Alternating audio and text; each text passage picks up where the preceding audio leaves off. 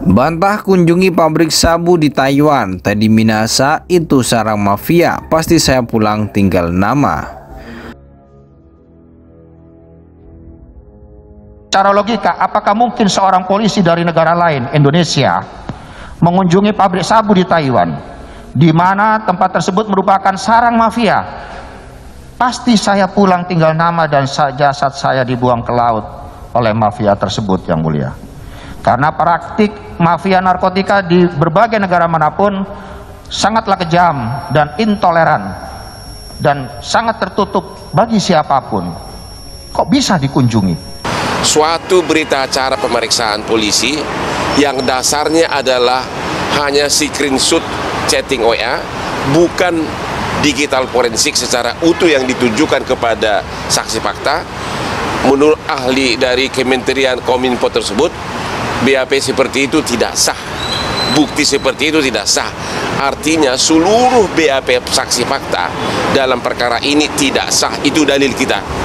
Karena BAP tidak sah, maka akibat hukumnya surat dakwaan batal demi hukum.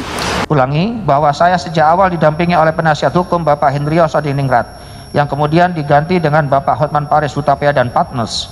Namun terhadap 6 tersangka lainnya, yaitu Dodi, Linda, Samsul, Kasranto, Janto, dan Nasir, semuanya didampingi oleh penasihat hukum yang disiapkan oleh penyidik, yaitu Bapak Adriel Fiari Purba.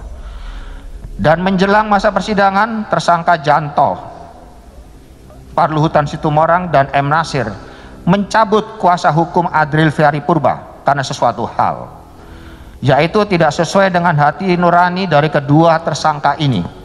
Kemudian pada saat di persidangan sebagai saksi, di mana saya sebagai terdakwa, saksi Janto, Parluhutan Situmorang, dan Muhammad Nasir mengakui bahwa selama proses penyidikan ada yang mengarahkan untuk mengaitkan nama saya dalam perkara ini. Jadi begini, waktu saya gagal pabrik sabu. Betul.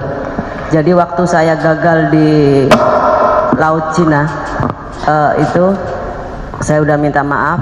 Katanya Pak Teddy bilang begini, kamu kenal nggak sama yang bandar yang di sana? Saya bilang ada, Pak Teddy. Pak Teddy bilang begini aja, kita ke sana, kalau mereka mau kirim kita kawal. Maksudnya gimana Pak Teddy? Ya bilang aja buy one get one, katanya bilang begitu. Ya kita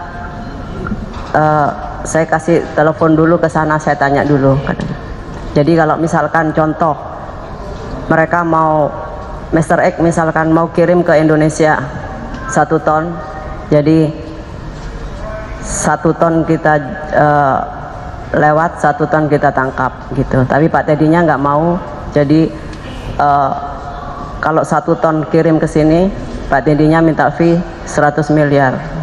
Kapal dengan sistem buy one get one, dapat saya jelaskan bahwa itu sama sekali tidak benar dan hanya untuk membunuh karakter saya supaya saya terkesan sebagai jaringan narkotika besar, jaringan narkotika internasional dan sebagainya, seperti yang sering dikatakan oleh Benny Mamoto dalam beberapa siaran di TV-TV.